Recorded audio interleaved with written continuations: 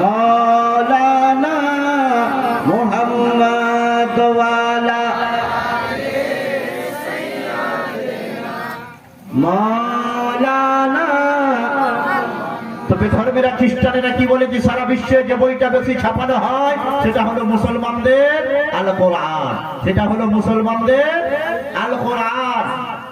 আরো শুনুন, এই খ্রিস্টানেরা বলে সারা বিশ্বে যে বইটা বেশি পাঠিত হয়, যে বইটা বেশি তেলাওয়াত করা হয়, যে বইটা বেশি পড়া হয় সেটা অন্য কোনো ধর্মগ্রন্থ নয়, সেটা হলো মুসলমানদের আল কোরআন।